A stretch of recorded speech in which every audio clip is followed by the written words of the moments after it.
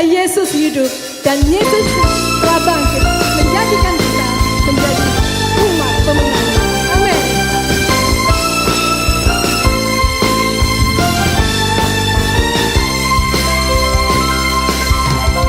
Masa mau telah dikalahkan oleh darah anak domba Allah. Semua musuh telah ditaklukkan oleh kebangkitan Tuhan kita. Kuasa maut telah dikalahkan. Kuasa maut telah dikalahkan oleh darah anak domba Allah. Semua musuh telah ditaklukkan oleh kebangkitan Tuhan kita. Yesus hidup. Yesus hidup, Dia bangkit, Dia naik ke surga, siapkan tempat bagiku. Yesus hidup, Dia bangkit, apa dipatahkan, kita jadi menjadi pemenang. Haleluya Yesus. Kita menjadi umat pemenang. Amin.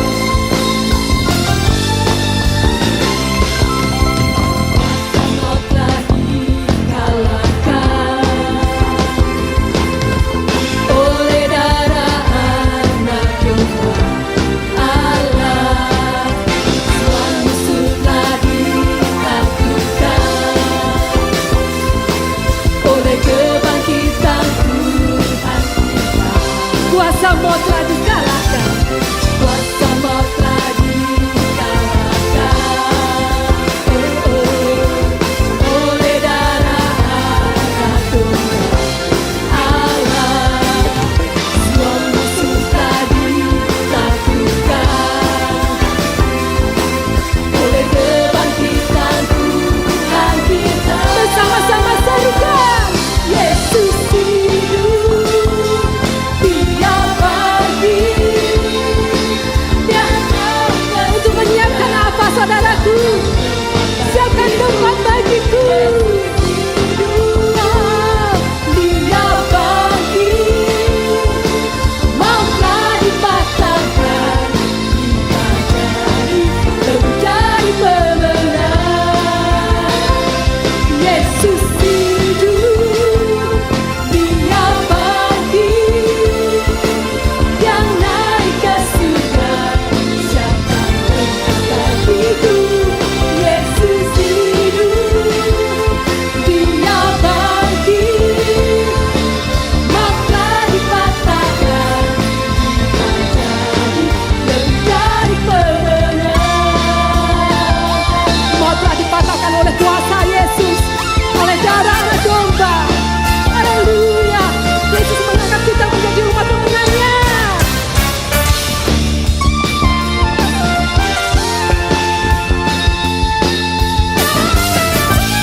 Bersama-sama kita mau serukan Yesus hidup. Yesus hidup, Dia bangkit, Dia naik ke surga, siapkan tempat bagiku. Yesus hidup, Dia bangkit, Dia naik ke surga, siapkan tempat bagiku. Yesus hidup,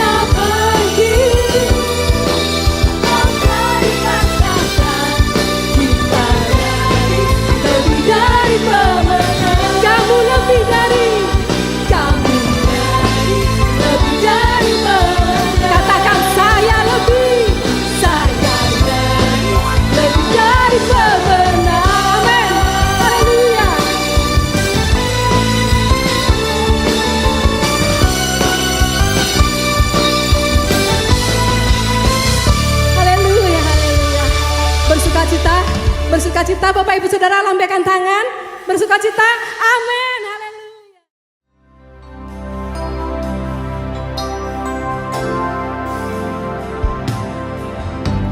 Tuhan, Engkau ajaib bagiku.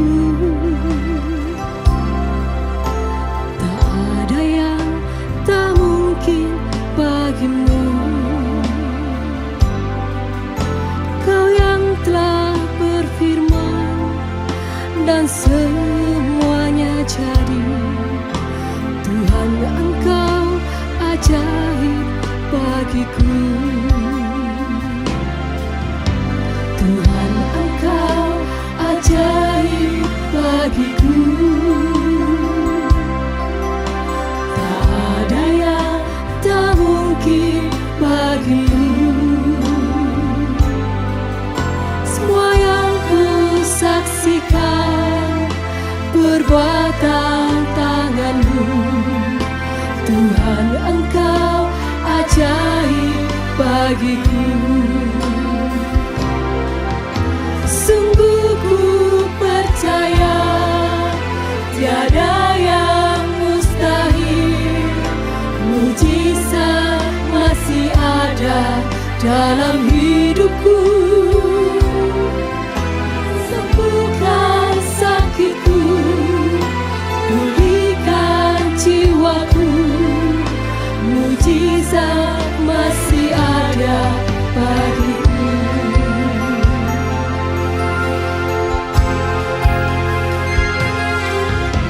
Tuhan, Engkau ajaib bagiku.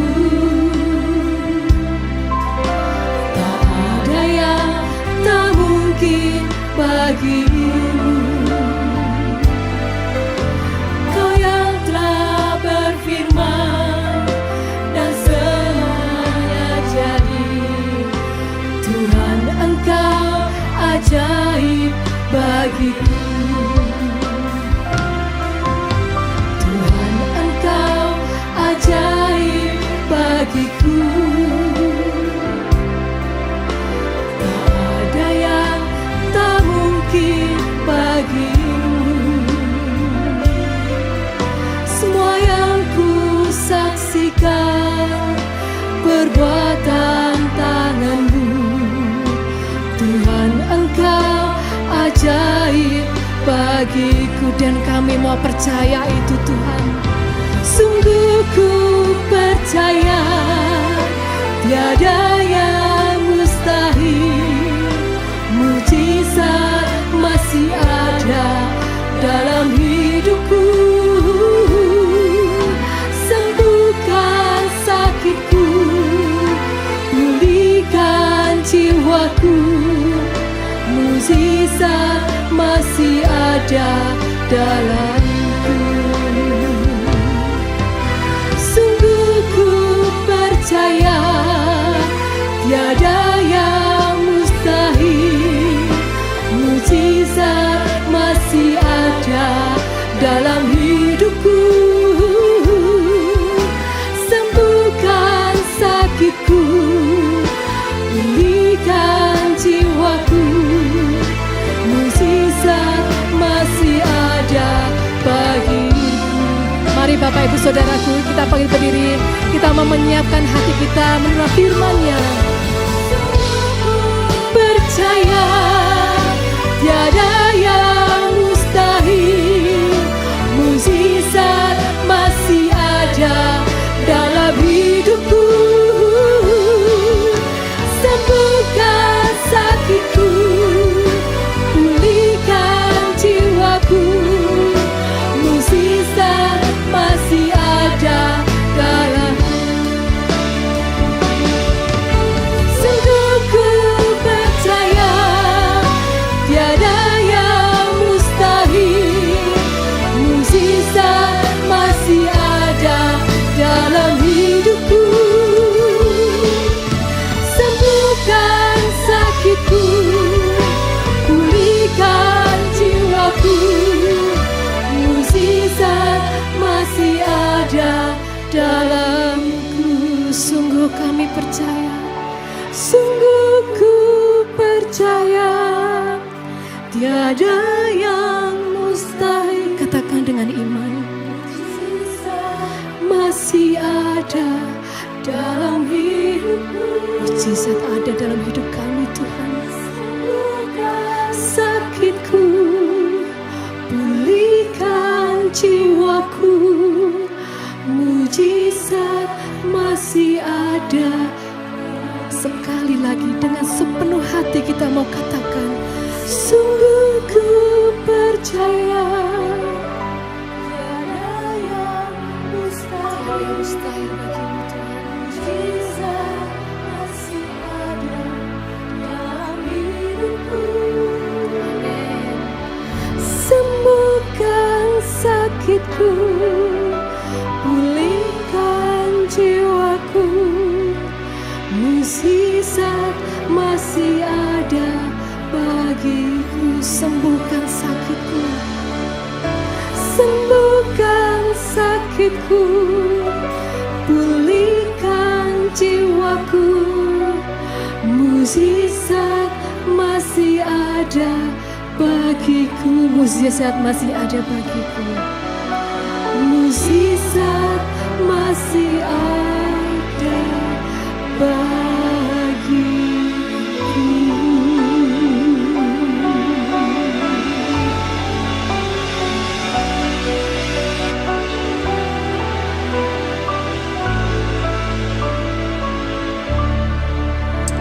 Kasih Tuhan, mujizat-Mu masih ada.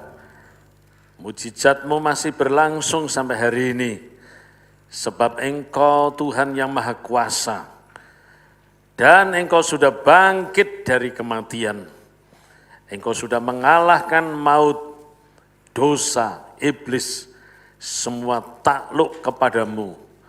Karena segala kuasa di sorga di bumi telah diberikan Bapa kepada Yesus, sehingga semuanya Tuhan, haleluya, tunduk kepadamu. Tuhan Yesus, Raja di atas segala raja. Kami di sini menyembah Engkau, kami di sini memuji nama-Mu, kami di sini meninggikan Engkau Tuhan Yesus. Engkau yang menjadi junjungan kami, Engkau yang menjadi pengharapan kami, Tuhan Yesus yang menjadi segala-galanya di dalam hidup kami. Tanpa Engkau kami hampa, kering, gersang, dan tidak berdaya. Tetapi bersama dengan Engkau ya Tuhan, kami merasakan sukacita-Mu, damai sejahtera-Mu, pemeliharaan, penyertaan, pembelaan, pertolongan Tuhan yang tidak habis-habisnya. Roh Kudus Engkau urapi hamba-Mu yang sebentar akan menyampaikan firman Allah, supaya setiap firman yang disampaikan dapat dipahami, dimengerti oleh kami semua, sehingga kami yang hidup di zaman akhir ini, kami boleh mempersiapkan diri sebaik-baik untuk menyongsong kedatangan-Mu yang kedua kali, memiliki sikap hidup yang berkenan di hadapan-Mu ya Tuhan. Roh Kudus Engkau urapi juga semua kami yang hadir, bahkan yang mengikuti ibadah ini secara online dimanapun mereka berada ya Tuhan. Engkau mengurapi mereka semua, sehingga oh Tuhan, kebenaran firman-Mu tidak sia-sia diberitakan, tapi menjadi berkat bagi kami semua. Dalam nama Tuhan Yesus kami berdoa, haleluya, amin, shalom. Puji Tuhan, Bapak, Ibu, dan Saudara yang dikasihi Tuhan Yesus, kesempatan yang luar biasa kalau kita masih bisa ada di dalam rumah Tuhan untuk memuji, menyembah, mengagungkan Tuhan Yesus yang sudah bangkit, yang sudah menang ya. Itu sebab mengapa tiap hari Minggu orang-orang percaya berkumpul dan beribadah, karena hari Minggu adalah hari kebangkitan Yesus Kristus, hari kemenangan Yesus Kristus. Puji Tuhan. Saudara-saudara yang dikasihi Tuhan, kita sekarang hidup di abad ya yang ke-21 ini. Saudara-saudara, kita hidup di zaman di mana kedatangan Yesus sudah dekat. Zaman di mana kita hidup di zaman akhir. Saudara, karena Tuhan Yesus pernah berkata, jika Injil kerajaan ini diberitakan di seluruh dunia, maka tibalah kesudahannya. Saudara, saya pikir ya dulu kita berpikir bagaimana Injil bisa masuk ke negara-negara yang tertutup, yang menolak akan Injil Yesus Kristus. Tetapi dengan perkembangan zaman, dengan perkembangan teknologi, saudara, dengan adanya medsos, dengan adanya internet, ya, saudara, Injil dapat diberitakan, didengar, dilihat, ya, oleh banyak orang di berbagai tempat, saudara, dan itu untuk menggenapkan apa yang Yesus pernah khotbahkan. Jika Injil kerajaan ini diberitakan di seluruh dunia, ya, mereka mendengar akan kabar baik ini, yaitu tentang Yesus yang mati karena dosa-dosa kita, Yesus yang bangkit untuk memberi jaminan hidup yang kekal bagi orang yang mau percaya. Dan ini diberitakan di seluruh dunia supaya mereka yang merespon, mereka yang menanggapi, mereka mendapat anugerah keselamatan yang pasti. Saudara-saudara, lalu yang menjadi pertanyaan, bagaimana sikap hidup kita di akhir zaman ini? Ya, mari kita akan membuka Alkitab kita di dalam surat Kolose, pasal yang kedua, ayat yang pertama sampai dengan ayat yang kelima. Kolose, pasal yang kedua, ayat pertama sampai dengan ayat yang kelima, mari kita baca bersama, 2, 3. Karena aku mau supaya kamu tahu betapa beratnya perjuangan yang kulakukan untuk kamu, dan untuk mereka yang di Laodikia, dan untuk semuanya yang belum mengenal aku pribadi, ayat 2. Supaya hati mereka terhibur, dan mereka bersatu dalam kasih, sehingga mereka memperoleh segala kekayaan dan keyakinan pengertian, dan mengenal rahasia Allah, yaitu Kristus. Sebab di dalam Dialah tersembunyi segala harta hikmat dan pengetahuan. Hal ini kukatakan supaya jangan ada yang memperdaya kamu dengan kata-kata yang indah. Sebab meskipun aku sendiri tidak ada di antara kamu, tetapi di dalam roh aku bersama-sama dengan kamu, dan aku melihat dengan sukacita tertib hidupmu dan keteguhan imanmu dalam Kristus. Puji Tuhan.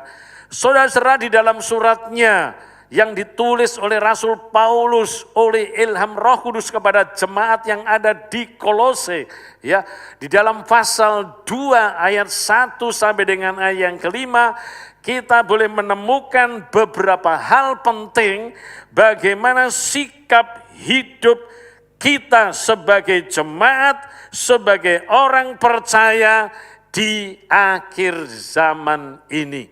Saudara-saudara, di dalam ayat 1 Paulus berkata, ya, supaya kamu tahu betapa beratnya perjuangan yang kulakukan untuk kamu. Rasul Paulus seorang rasul yang berjuang memberitakan Injil. Dan di dalam perjuangan itu, saudara, banyak tantangan, banyak halangan, banyak rintangan, baik dari dalam maupun dari luar. Ya, tetapi saudara, tantangan seberat apapun, Rasul Paulus tetap maju terus, pantang mundur. Dia terus berjuang karena memang hidup adalah perjuangan. Nah, dari ayat 1 ini, saudara, kita bisa, ya, mendapatkan pelajaran penting tentang sikap hidup kita di akhir zaman. Yaitu yang pertama, saudara, harus berjuang dengan sungguh-sungguh. Ya, saudara, hidup ini suatu perjuangan. Dan bahkan di dalam suratan Efesus mengatakan perjuangan kita bukan melawan darah dan daging, melainkan melawan penguasa-penguasa di udara, roh-roh jahat, iblis, setan. Karena setiap saudara kejahatan, ya setiap perilaku yang aneh-aneh yang ada di dalam dunia ini, itu terjadi karena ada roh yang menggerakkan saudara, dan roh-roh inilah yang menjadi musuh utama daripada orang-orang percaya. Oleh karena itu saudara sebagai orang-orang yang beriman kepada Tuhan, kita harus berjuang dengan sungguh-sungguh. Sebagaimana Rasul Paulus berkata, perjuanganku berat, ya, tetapi seberat apapun Tuhan berjanji bahwa aku menyertai kamu sampai kesudahan zaman. Puji Tuhan. Nah, saudara-saudara yang dikasihi Tuhan, di dalam 2 Timotius pasal yang kedua, ayat yang keempat sampai dengan ayat yang keenam, Rasul Paulus menggambarkan perjuangan orang percaya itu diibaratkan seperti seorang tentara. Di mana seorang prajurit yang sedang berjuang, dia tidak pusing dengan persoalan-persoalan penghidupannya. Ya, ayat ini jelas sekali. Supaya dengan demikian ia berkenan kepada komandannya. Ya, kita tahu betapa seorang tentara itu dia begitu disiplin, saudara, dia fokus kepada tugasnya, ya, dan bagaimana bisa menyenangkan komandannya. Dan di dalam pertempuran, saudara, dia fokus bagaimana bisa memenangkan pertempuran. Luar biasa, itu butuh perjuangan yang keras. Dan saudara, Rasul Paulus mengambil ilustrasi ini, ya, mengambil seorang prajurit sebagai ilustrasi untuk menggambarkan orang-orang percaya yang hidup di akhir zaman perlu menjadi orang-orang percaya yang berjuang, yang tidak malas-malas, tetapi memiliki semangat juang, memiliki semangat pengorbanan yang tinggi. Kemudian saudara yang kedua, ya, Rasul Paulus di dalam 2 Timotius pasal yang kedua ayat yang kelima, dia menggambarkan, ya, orang percaya itu perjuangannya seperti seorang olahragawan. Kita baca bersama, seorang olahragawan hanya dapat memperoleh mahkota sebagai juara apabila ia bertanding menurut peraturan-peraturan olahraga. Ya.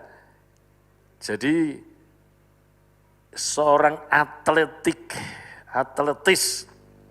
seorang atlet diambil sebagai ilustrasi, ya, tentang perjuangan orang-orang percaya, di mana seorang olahragawan sudah dia latihan keras supaya di saat dia bertanding dia boleh meraih medali, meraih mahkota. Ya, saudara, karena ada medali yang dia kejar. Ya, medali emas, ada medali perak, ada medali perunggu. Ya, tentu ya tujuan utamanya yang dikejar itu pasti medali emas. Jadi juara pertama. Saudara, tapi untuk bisa menjadi juara pertama ini perlu perjuangan, perlu latihan, ya. Puji nama Tuhan. Saudara, demikian juga orang-orang percaya. Karena perjuangan kita itu secara rohani, musuh kita itu tidak kelihatan dengan kasat mata, ya, tetapi ada dan punya pengaruh yang dahsyat. Roh-roh pemberontak, roh-roh yang menggerakkan, ya, manusia untuk berbuat segala macam kejahatan. Saudara, dan roh-roh ini yang menjadi musuh kita. Karena itu kita perlu memiliki daya juang yang tinggi. Puji nama Tuhan. Ya, dengan doa, bila perlu dengan puasa, saudara-saudara, pujian, penyembahan, pokoknya mendekat, melekat, merekat dengan Tuhan. saudara bagaikan ranting dengan pokok, ya, di mana ranting yang melekat dengan pokok dia mendapat saluran kehidupan sehingga ranting itu tetap hidup, berdaun, berbuah terus dan bahkan berbuah lebat. Demikian juga saudara-saudara, kita terus berjuang untuk selalu mendekatkan diri kepada Tuhan. Saudara berjuang terus di dalam doa-doa untuk menggempur musuh-musuh kita, kuasa-kuasa kegelapan, ya saudara-saudara, dan saya percaya Tuhan menyertai. Dan kemudian saudara, Paulus menggambarkan orang Kristen di dalam berjuang itu seperti seorang petani. Ya, itu dicatat di dalam ayat yang ke-6. Seorang petani yang bekerja keras haruslah yang pertama menikmati hasil usahanya. Ya, jadi petani yang punya sawah, tentu sawahnya tidak dibiarkan menganggur, apalagi musim hujan begini nih. Ya, saudara, kalau dia mau punya hasil, kalau dia mau panen, berarti sawah itu harus digarap, dia harus berjuang untuk mengupayakannya, saudara-saudara, dan akhirnya dia pula yang akan memetik hasilnya. Nah, jadi perjuangan, ya, berjerih lelah, peras keringat, kepanasan, kena hujan, tapi pada saat panen, saat menuai, ya, dia menikmati hasilnya. Puji nama Tuhan. Dan orang-orang percaya juga demikian.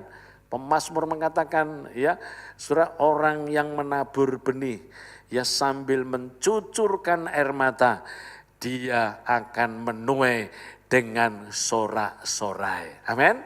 Ya, menabur benih, berjuang sambil mencucurkan air mata. Saudara-saudara, ya, pada waktu kita berdoa, mendoakan orang-orang yang belum beriman, keluarga kita, ya, teman kita, ya, saudara-saudara, sahabat-sahabat kita yang masih dibelenggu oleh kuasa kegelapan, yang masih dibutakan mata rohaninya oleh ilah zaman ini, sehingga mereka masih hidup di dalam kegelapan, saudara-saudara, maka menjadi tugas kita berjuang menyelamatkan orang-orang yang masih dibelenggu dengan dosa ini, agar mereka pun menjadi manusia bebas, merdeka, manusia yang dibaharui oleh Tuhan Yesus Kristus. Puji Tuhan. Kemudian yang kedua, saudara-saudara, mari kita kembali kepada Kolose pasal yang kedua, ayat yang kedua, ya, di mana Rasul Paulus mengatakan supaya hati mereka terhibur dan mereka bersatu dalam kasih. Ya, saudara-saudara, kita yang hidup di akhir zaman ini, kita harus bersatu di dalam kasih. Bersatu di dalam kasih. Kasih itu yang menyatukan kita. Amin. Kasih Yesus. Kita yang ada di sini kan dengan latar belakang yang berbeda-beda, ya, saudara-saudara, dari suku yang berbeda, dari kondisi pendidikan yang berbeda, ya, status sosial ekonomi yang berbeda, tetapi di dalam Yesus kita disatukan menjadi satu keluarga di dalam Tuhan Yesus. Amin. Satu saudara di dalam Yesus. Oleh karena itu firman Allah berkata, sebagai satu keluarga, sebagai satu saudara di dalam Yesus, maka kita harus bersatu di dalam kasih. Puji nama Tuhan. Rasul Petrus di dalam suratnya 1 Petrus pasal 1, pasal 2 ayat 5, dia menggambarkan jemaat itu bagaikan batu hidup, ya, yang disusun rapi menjadi satu bangunan yang kokoh, yang kuat. Batu hidup. Ya, kalau mengatur batu mati gampang, kalau batu hidup kan bisa mencolot ke sana kemari, ya. Dan kita ini digambarkan seperti batu hidup yang sedang disusun, sedang dibangun, ya, menjadi bait Allah yang kudus, yang indah. Saudara, lalu ya batu disusun. Saudara, satu dengan yang lain. Itu kalau tidak ada perekatnya tentu gampang roboh, ya kan? Kalau saudara menyusun batu atau batu bata, ya lalu cuman disusun doang, lalu didorong, pasti saudara batu bata yang disusun itu akan roboh. Ya, tetapi kalau direkatkan dengan semen, ya. Dan saudara, semennya ini adalah kasih sebagai perekat yang menyempurnakan, sebagai pengikat yang menyempurnakan. Puji nama Tuhan, maka kita di hadapan Tuhan bagaikan satu bangunan yang indah, yang berharga. Puji nama Tuhan, itu sebabnya saudara-saudara kita yang bagaimana sikap hidup di akhir zaman ini. Saudara-saudara, marilah kita harus bersatu di dalam kasih. Ciri-ciri orang ya yang bersatu di dalam kasih adalah saudara-saudara orang yang lebih melihat kelebihan ya dan kemampuan seseorang, bukan kelemahannya, bukan kekurangannya. Nah, ya, orang yang bisa bersatu dalam kasih, orang yang suka membicarakan kelebihan, ya, saudara-saudara, atau suka melihat, ya, saudara-saudara, kemampuan seseorang, bukan kelemahannya, bukan kekurangannya, ya, karena kalau dicari-cari kelemahan dan kekurangannya, wah manusia itu banyak kekurangannya, banyak kelemahannya. Saudara, manusia yang sempurna, yang tidak ada kekurangan dan kelemahan itu hanya Yesus. Amin. Ya, kalau saudara meneliti di dalam kitab Injil, ya, siapakah itu Yesus? Saudara, waktu Pilatus meneliti apa salahnya Yesus, akhirnya dia cuci tangan dan berkata, aku tidak mau urusan dengan orang benar ini. Apalagi istrinya Pilatus kirim surat, ya, kamu jangan apa-apakan orang ini sebab orang ini orang benar. Tadi malam aku mimpi, ya, gara-gara orang ini, ya, saya menjadi gelisah ini, saudara. Istrinya Pilatus kirim surat, ya saudara. Jadi Yesus memang orang benar, sempurna, tidak ada cacat, tidak ada celah. Semakin engkau mendalami siapakah itu Yesus, semakin engkau akan cinta kepadanya. Saudara-saudara, inilah bedanya Yesus dengan kebanyakan manusia. Saudara, kebanyakan manusia, siapapun mereka, orang hebat-hebat, semakin engkau mendalaminya, banyak kekurangannya, banyak kelemahannya. Saudara-saudara, tetapi orang yang ya saling mengasihi atau yang bersatu dengan kasih, dia lebih suka melihat kelebihan, lebih suka melihat kemampuan seseorang daripada kekurangan dan kelemahannya.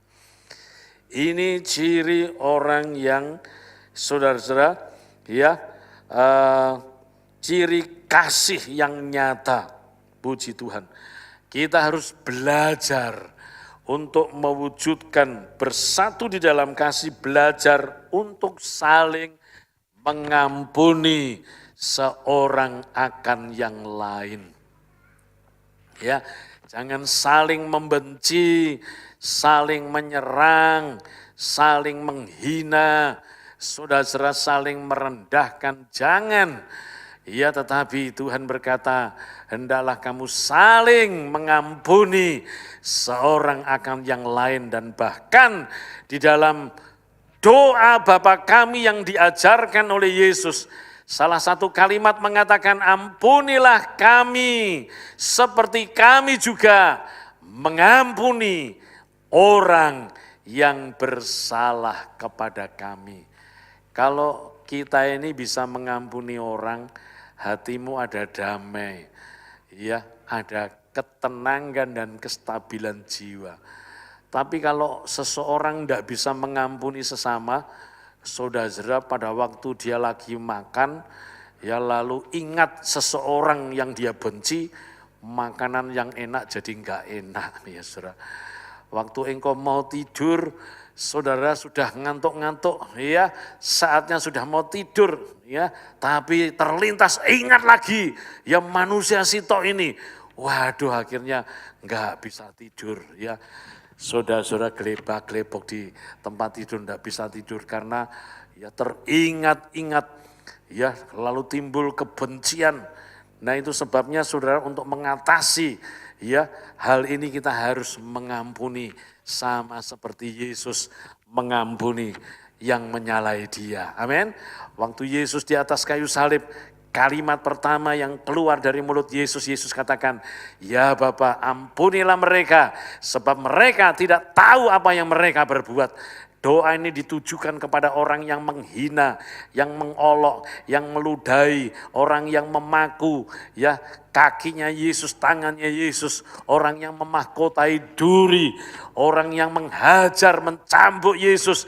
Surah kepada orang-orang semacam ini yang ada di depan matanya, Yesus berkata, ampunilah mereka ya Bapa, sebab mereka tidak tahu apa yang mereka perbuat. Saudara, jadi di sini kita melihat Yesus mengajarkan satu moral yang tertinggi.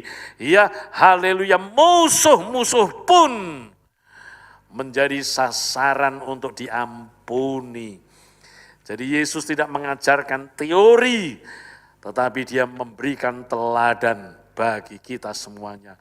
Oleh karena itu kalau Rasul Paulus berkata, supaya kamu bersatu di dalam kasih, marilah sebagai jemaat Tuhan yang hidup di akhir zaman ini, kita belajar untuk mengampuni seorang akan yang lain. Kita belajar untuk memberi pertolongan seorang akan yang lain. Saudara, kita mendoakan ya dengan doa yang baik tentunya seorang akan yang lain ya. Seperti hari-hari ini kan saudara-saudara kita yang ada di NTT sedang kena musibah. Ya, banjir bandang, angin ribut ya. Saudara-saudara, angin seroja. Seroja itu serangan roh jahat ya. Saudara, sehingga banyak rumah yang sengnya lengkap ya, gereja-gereja, sebagian ada juga gereja GBIS ya yang di Sumba Timur, Waingapu sana. Saudara, yang roboh total ya. Saya pernah melayani di situ karena kanan kiri nggak ada pohon, lalu di belakangnya itu padang luas. Jadi kalau ada angin rejang itu nggak ada penahannya, saudara, dan roboh total. Ya, saya kurang tahu yang ada di Alor. Ya, di Alor kayaknya Erwil kemarin kirim gambar, ya rumahnya kerobohan pohon. Ya, saudara. Kemudian teman-teman yang ada di Kupang, ya mereka juga memberi gambar, ya bagaimana pastori mereka, atap gereja, seng-sengnya pada ya terbang kemana-mana. Saudara-saudara yang dikasihi Tuhan, ya karena orang-orang di NTT kebanyakan mereka atapnya pakai seng, ya. Jadi jarang yang pakai genteng seperti kita yang ada di Jawa. Ada tetapi ya kebanyakan mereka pakai seng. Dan puji Tuhan, ya kami hamba-hamba Tuhan dari berbagai daerah, ya saudara-saudara melalui bendahara pusat, ya GBIS, saudara kita mengumpulkan dana ya dan kemudian juga mengutus utusan untuk ya saudara meninjau langsung, mengkalkulasi dan apa yang perlu disalurkan bantuan. Ya nanti kalau masih kurang ya mungkin saudara ya atas nama gereja dan jemaat-jemaat untuk kita ikut berpartisipasi sebagai bentuk empati kepada saudara-saudara kita seiman yang sedang dilanda ya musibah. Puji Tuhan, karena Tuhan mengajarkan kasih. Saudara, kasih itu berarti kita belajar untuk saling menolong seorang akan yang lain. Ya, saudara, saya baca di YouTube itu Pak Gubernur ya NTT marah karena dalam situasi seperti begini, saudara, orang-orang kan butuh material. Toko material malah menaikkan harganya. Ya, wah, saudara, lalu ada ultimatum kalau harga material dinaikkan, wah mereka izinnya akan dicabut. Ya, saya kira ini bagus sekali, ya, saudara. Ya, sehingga orang-orang yang mencari kesempatan di dalam kesempitan, saudara, mestinya dalam kesempitan itu memberikan pertolongan. Tetapi bukannya memberi pertolongan, tapi malah menaikkan harga. Ya, sehingga mereka yang butuh seng, yang butuh semen dan lain sebagainya, harganya berlipat-lipat, saudara. Dan ini tidak kasih itu namanya. Ya, saudara-saudaranya dikasih Tuhan. Nah, itu sebabnya kalau Tuhan mengajarkan tentang harus bersatu di dalam kasih, kita belajar untuk saling menghargai seorang akan yang lain. Saudara, ya, kita menghargai seorang akan yang lain. Puji nama Tuhan, inilah yang diajarkan oleh Tuhan Yesus Kristus. Haleluya, bukan saja mengasihi yang imannya sama, tetapi mereka yang imannya berbeda pun Tuhan mengajarkan kasihlah sesamamu seperti engkau mengasihi dirimu sendiri. Karena mereka pun juga ciptaan Tuhan, mereka yang membuat Tuhan yang sama, saudara, dan kita paling tidak mendoakan mereka agar memperoleh anugerah keselamatan yang pasti di dalam Tuhan Yesus Kristus. Puji Tuhan. Kemudian yang ketiga, saudara, nasihat Rasul Paulus, bagaimana sikap kita sebagai orang percaya yang hidup di akhir zaman, saudara, yaitu supaya kita bertumbuh iman dan rohani kita. Itu dicatat di dalam Kolose pasal yang kedua, ayat yang kedua sampai dengan ayat yang ketiga, saudara. Di dalam ayat yang ketiga dikatakan, sebab di dalam Dialah tersembunyi segala harta hikmat dan pengetahuan. Ya, di dalam Kristus.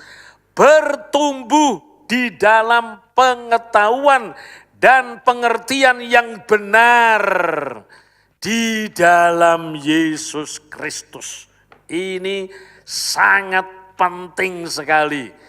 Sebagai orang percaya yang hidup di akhir zaman, karena iman Kristen itu diserang dari berbagai cara untuk melemahkan orang-orang yang beriman kepada Tuhan, supaya mereka tidak bergairah lagi kepada Yesus. Kalau bisa mereka mundur dan murtad. Ini pekerjaan setan itu seperti itu.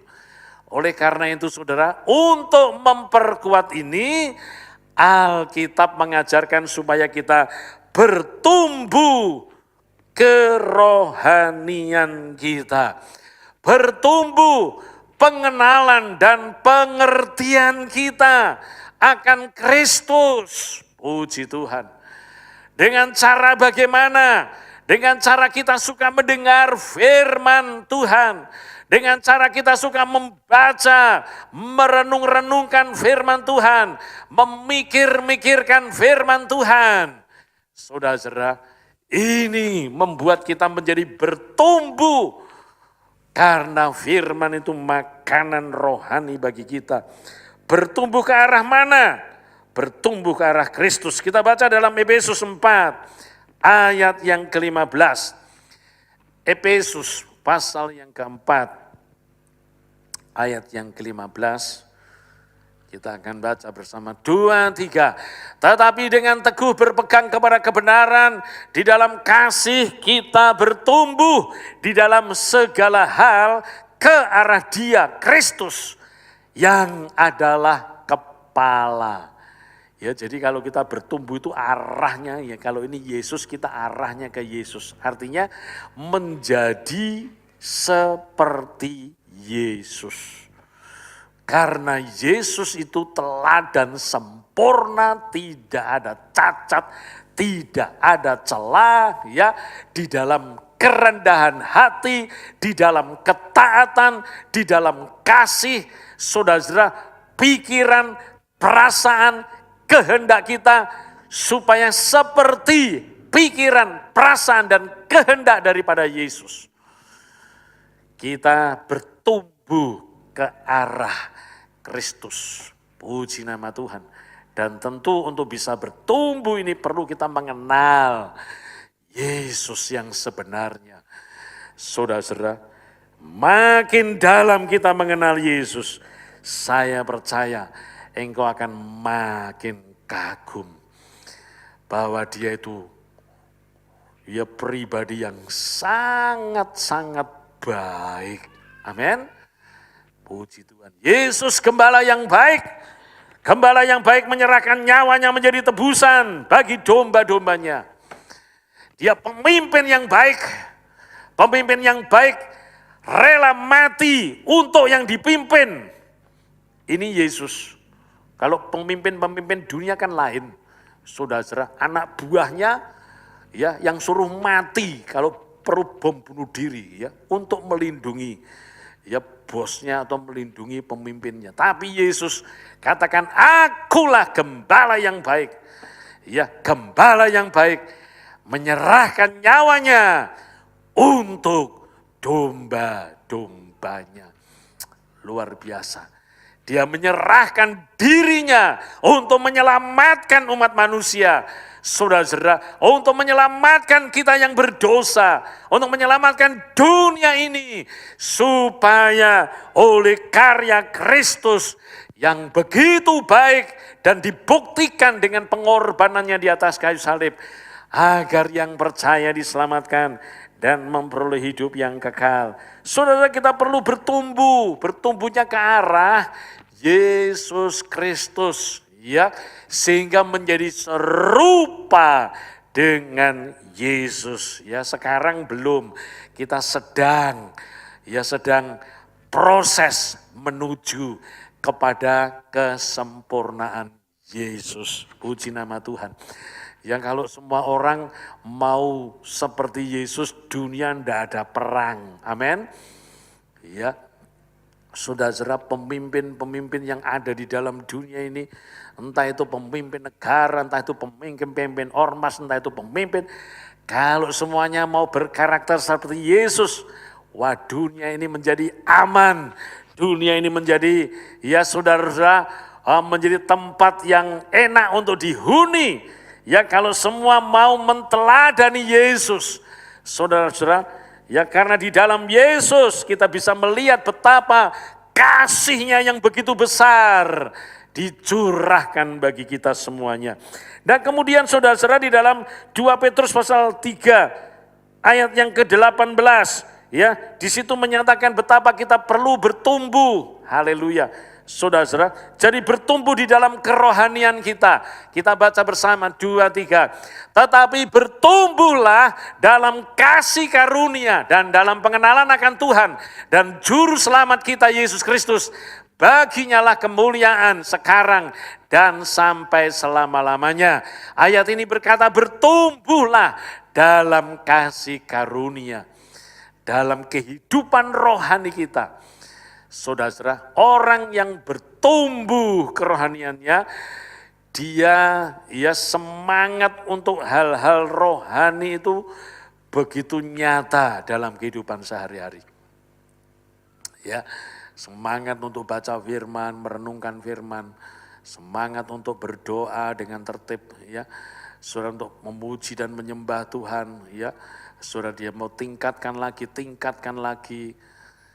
ya. Saudara, kemudian keinginan untuk memberi lebih kuat, ya, yang sebelumnya mungkin pelit, kikir, ya, egois, tetapi setelah diubahkan oleh Tuhan dan hidup rohaninya menjadi bertumbuh, keinginan untuk memberi begitu kuat, saudara, menjadi orang yang murah hati, keinginan untuk hidup kudus, saudara, lebih kuat daripada hidup semau gue. Saudara, inilah orang yang bertumbuh kerohaniannya.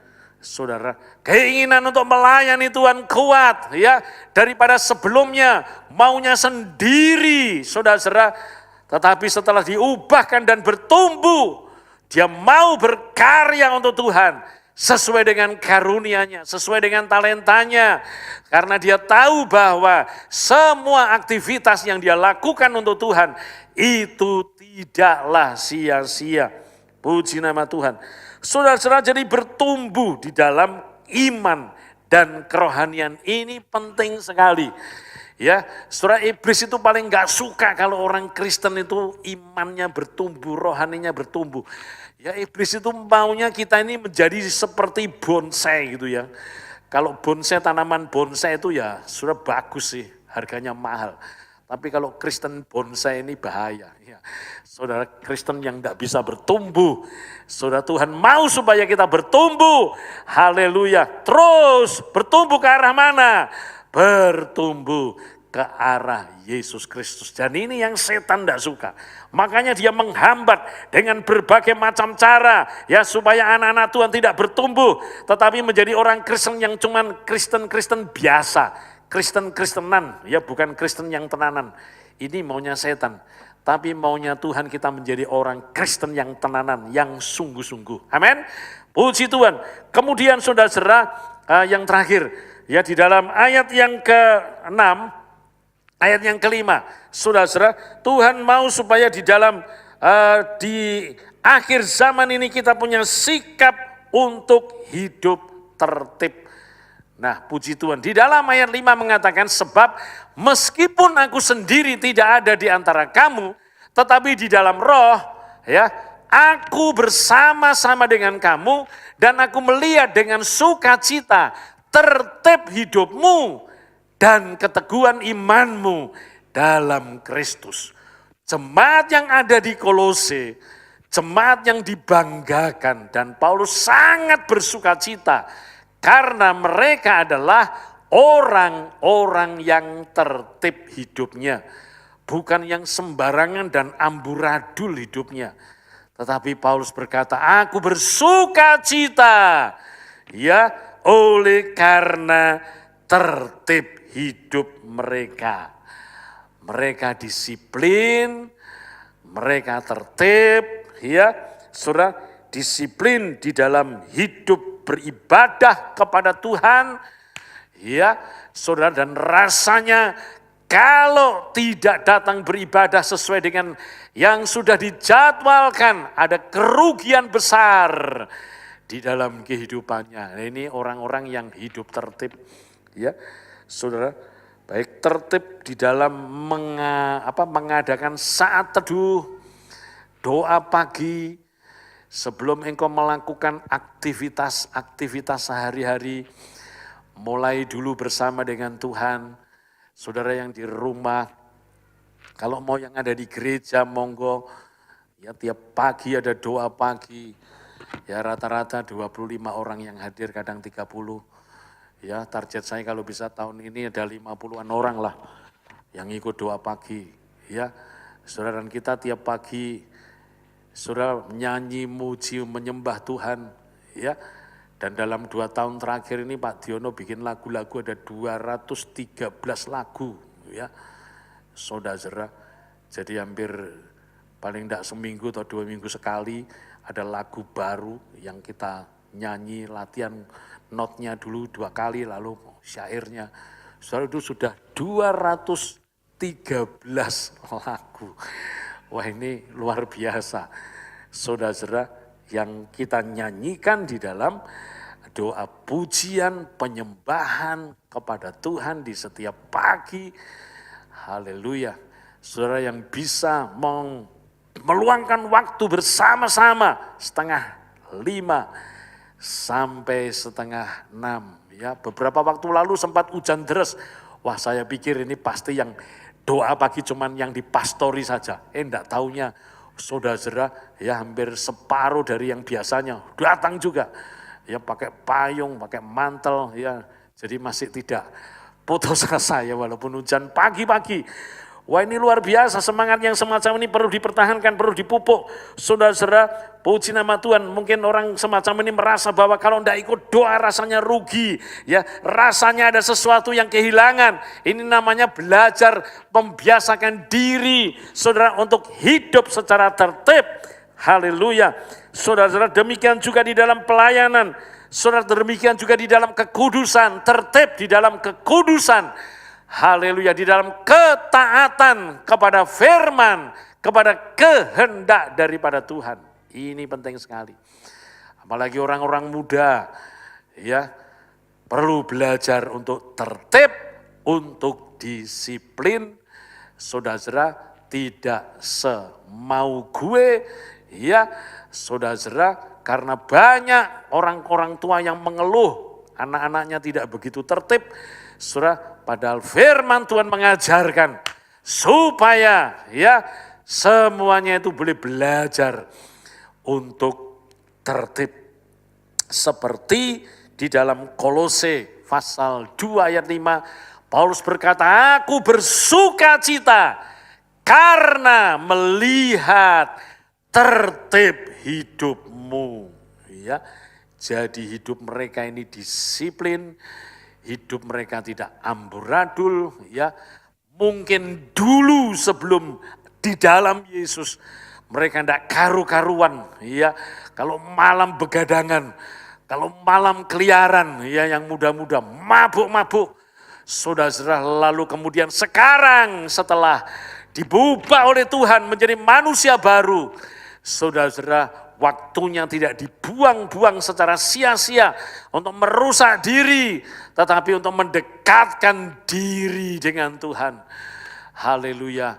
Saudara, berkumpul dengan saudara-saudara seiman untuk saling menguatkan, untuk saling memberikan semangat, dorongan, maju di dalam Tuhan Yesus Kristus. Amin. Puji Tuhan, supaya apa? Supaya nanti kalau Yesus datang pada kali yang kedua, saudara-saudara yang tertib-tertib engkau tidak ketinggalan. Tetapi kita akan diangkat hidup bersama-sama dengan Yesus. Ya, di awan-awan yang permai dalam sukacita abadi luar biasa. Amin.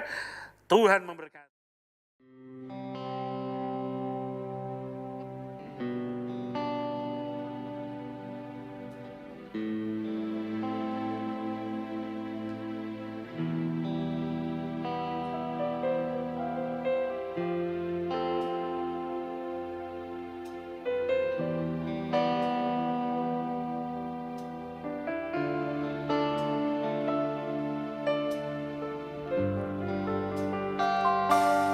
Give thanks with a grateful heart. Give thanks unto the Holy One. Give thanks because He's given Jesus Christ, His Son. Give thanks with a grateful heart. Give thanks unto the Holy One. Give thanks because He's given Jesus Christ, His Son. And now let the weak say, I am strong. And